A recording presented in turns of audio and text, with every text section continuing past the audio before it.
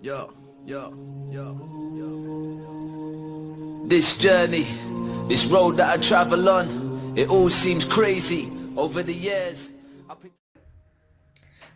الحمد لله رب العالمين والصلاة والسلام على أشرف الأنبياء والمرسلين سيدنا ومولانا محمد وعلى آله وصحبه أجمعين. 627 CE, Treaty of Hudaybiyah, a truce for 10 years. 1 year after the Battle of Trench, Muhammad took a peaceful initiative to perform Umrah, visit the sacred mosque in Mecca, and perform other religious rites. Visiting Mecca for the purpose of worship was a religious rite that Mecca undertook to give to all people in Arabia. It was a great surprise for Meccan chiefs to see Muhammad approaching Mecca with 1,400 civilians coming from Medina. After several negotiations, a truce was made between the Meccan chiefs and Muhammad for 10 years, during which time Muhammad and his companions returned to their homes with a condition to come again and to visit Mecca in the following year, 628 CE. The truce had many other terms which were disappointing for Muslims because they weighed heavily in favor of the Meccan side. 628 to 629 CE.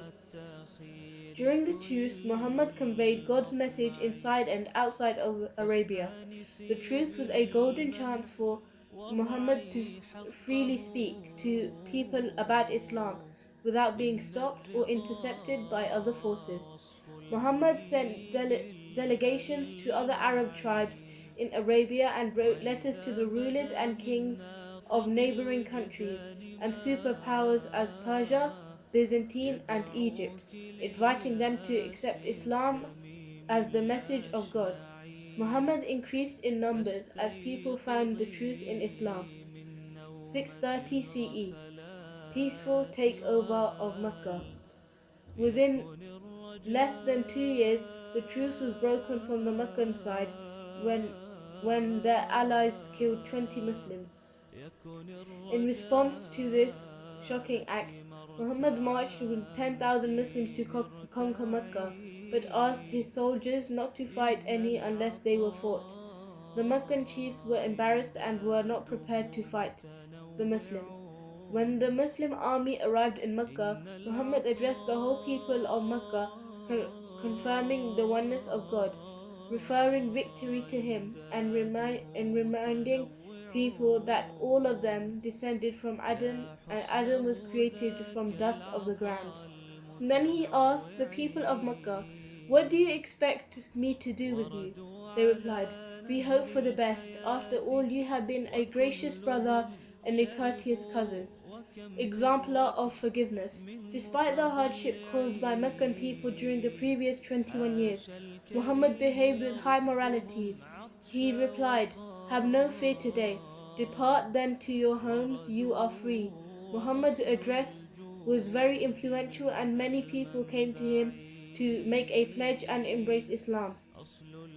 630 to 631 CE. Arab tribes embraced Islam.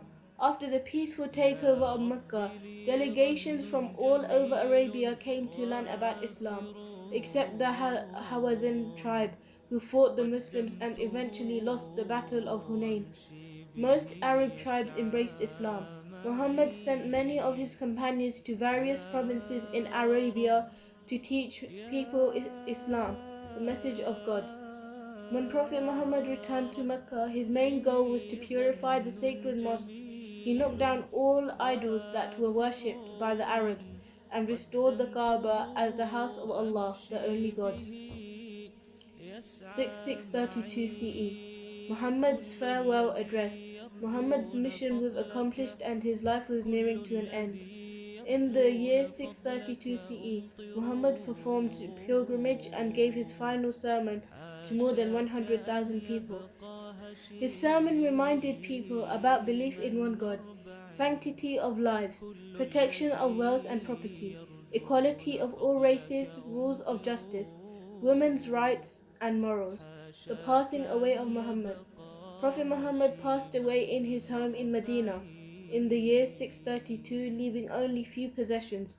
He did not leave any money or wealth, but a legacy of faith in God that is still illuminating in the hearts of millions of people around the globe. وَمَا عَلَيْنَا إِلَّا الْبَلَاغُ الْمُبِينُ.